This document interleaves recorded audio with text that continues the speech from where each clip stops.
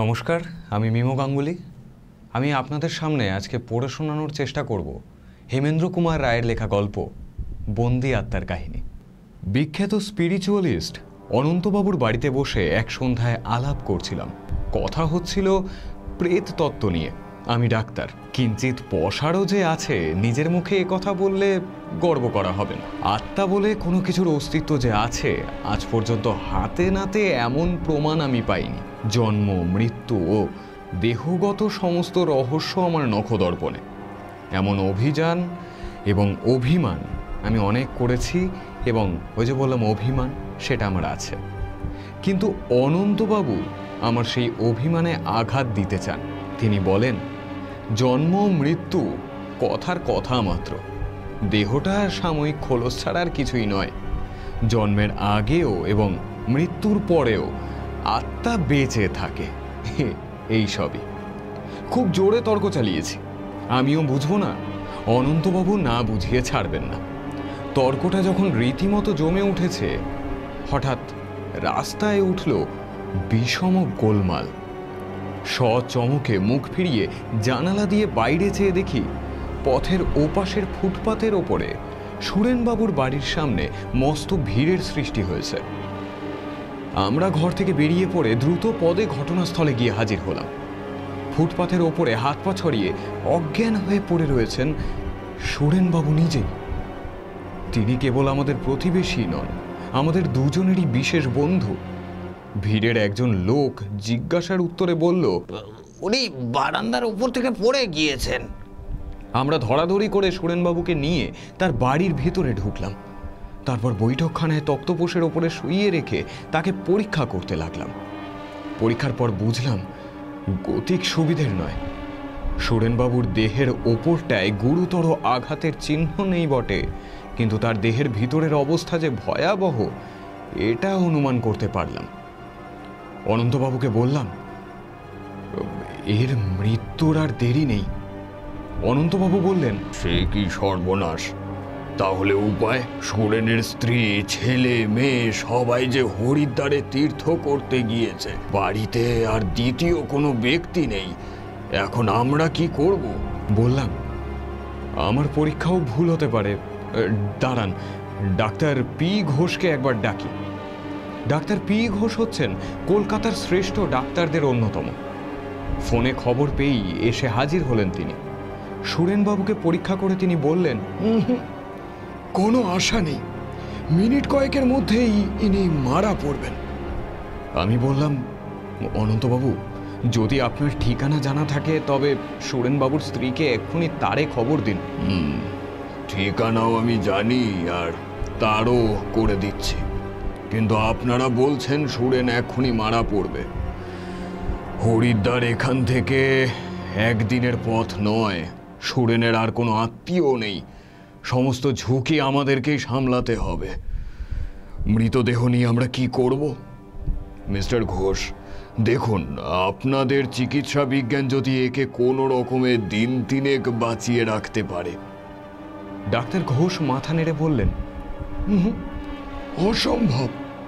এতক্ষণে মৃত্যুর দেহের ভিতরে প্রবেশ করেছে, উনি মারা পড়লেন বলে।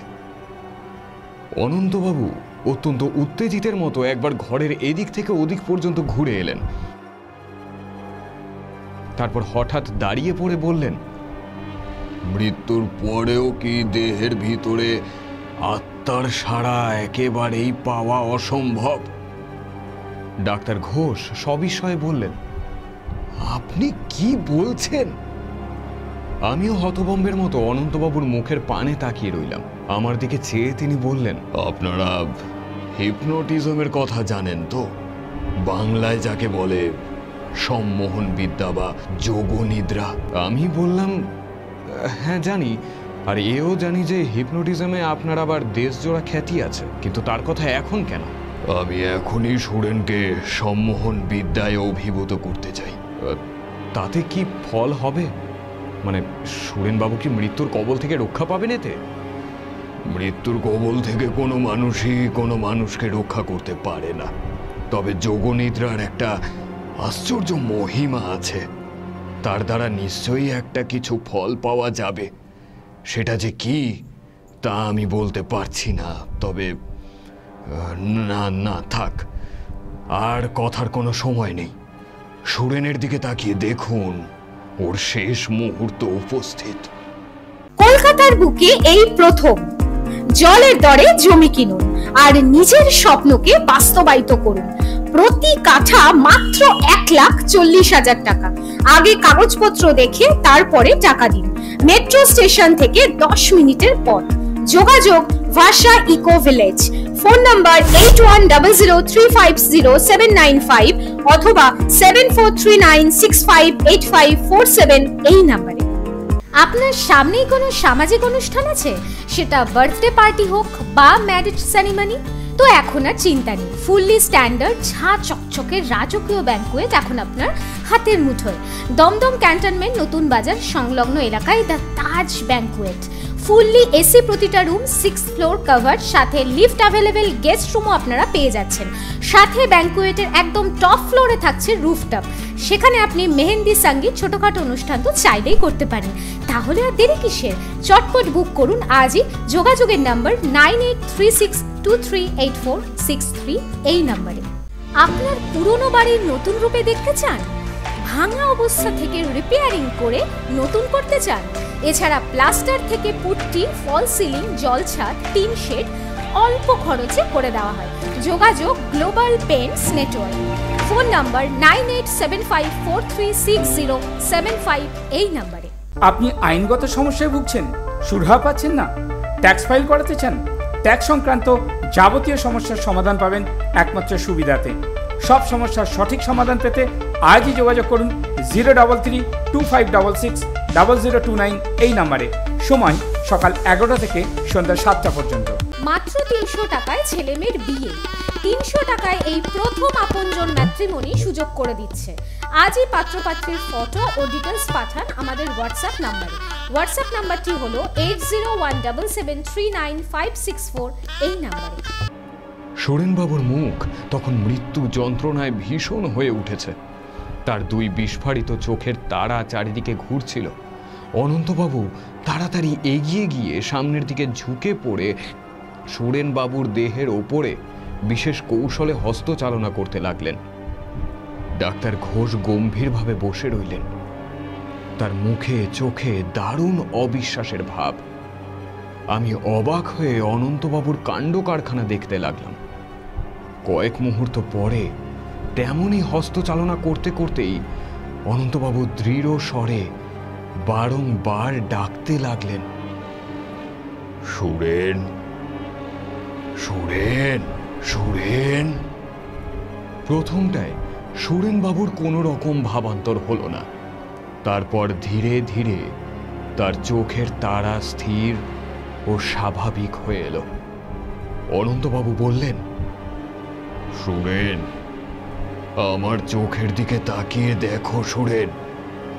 সুরেনবাবুর চোখ অনন্তবাবুর চোখের দিকে ফিরল। সঙ্গে সঙ্গে তার সারা দেহ একবার শিউরে উঠল।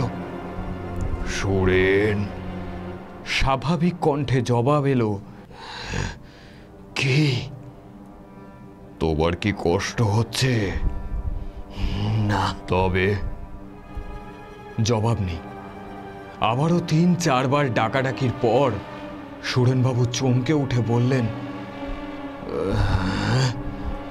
কি? তুমি কি ঘুমোচ্ছ? আর আমায় ডেকো না। আমাকে আমাকে ঘুমোতে ঘুমোতে মরতে দাও। তবে তুমি ঘুমো। কাল সকালে আবার আমি তোমাকে ডাকবো। তোমাকে সাড়া দিতেই হবে সুরেন। দেব, আমি সাড়া দেব। এখন আমি মরছি, আমাকে ঘুমোতে দাও। সুরেনবাবুর দুই চোখ মুদে গেল। অনন্তবাবু আমাদের কাছে এসে বললেন, আপনাদের কি মত? ডাক্তার ঘোষ বললেন, আপনি কি ভাবছেন কাল সকালে ওর সাড়া পাওয়া যাবে? হ্যাঁ, অবশ্যই পাওয়া যাবে। অসম্ভব। তাহলে আমাদের চিকিৎসা বিজ্ঞান ব্যর্থ হয়ে যাবে। বেশ, কাল সকালে এসে দেখবেন। আসবো, যদিও জানি অসম্ভব কখনো সম্ভব হবে না, তবুও আপনি আমার কৌতূহল জাগিয়ে তুলেছেন। কাল সকালে আমি আসছি। পরদিন সকাল বহুকাল ধরে প্রেততত্ত্ব নিয়ে ক্রমাগত নাড়াচাড়া করে গোড়ামির দ্বারা আচ্ছন্ন হয়ে অনন্তবাবু বিচার শক্তি হারিয়ে ফেলেছেন। এই সমস্ত কথাই বলা বলি করতে করতে ডাক্তার ঘোষের সাথে আমি সুরেনবাবুর বাড়িতে গিয়ে হাজির হলাম। দেখলাম বৈঠকখানার সমস্ত জানলা বন্ধ করে আধো অন্ধকার ঘরে সুরেনবাবুর দেহের পাশে অনন্তবাবু চুপ করে বসে আছেন।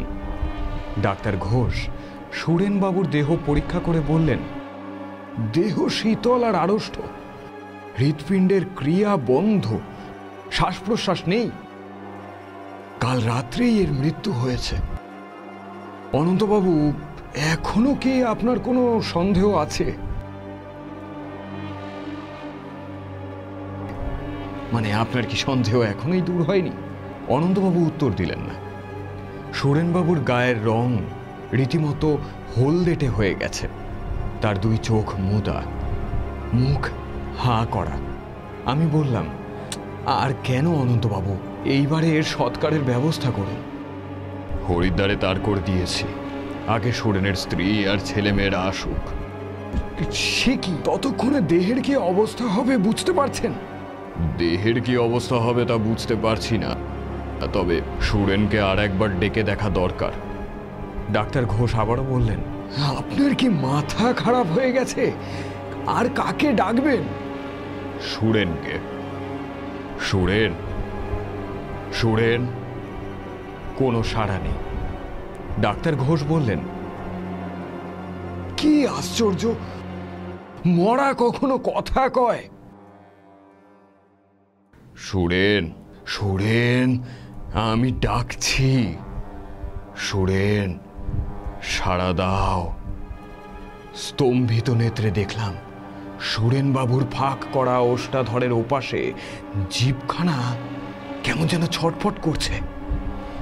সুরেন সুরেন সুরেনবাবুর চোয়াল ও ওষ্ঠাধর একটুখানিও নড়ল না, কিন্তু তার হা করা মুখের ভিতর থেকে অদ্ভুত বিকৃত স্বরে এই কথাগুলো বেরোলো, আবার কেন?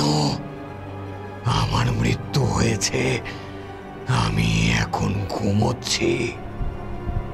সে কি স্বর!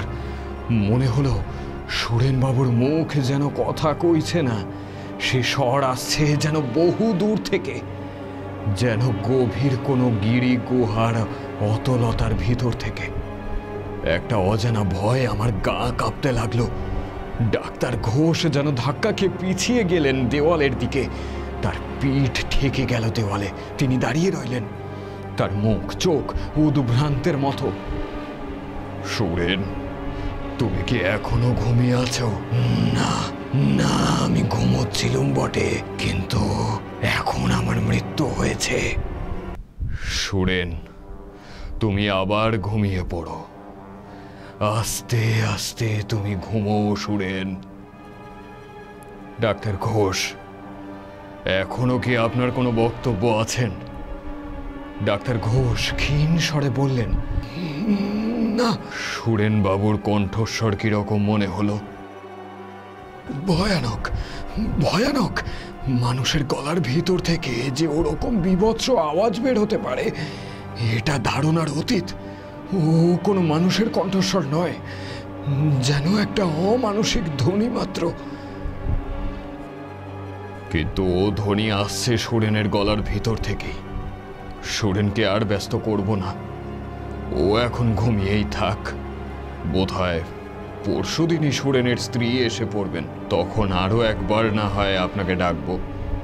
আসবেন তো? নিশ্চয় নিশ্চয় আসবো। এই যে এক অজানা নতুন বিজ্ঞানের রহস্য, না এসে থাকতে পারবো না। নিবেদন করছে এসটিভি বাংলা, সঠিক কথা সহজে বলা।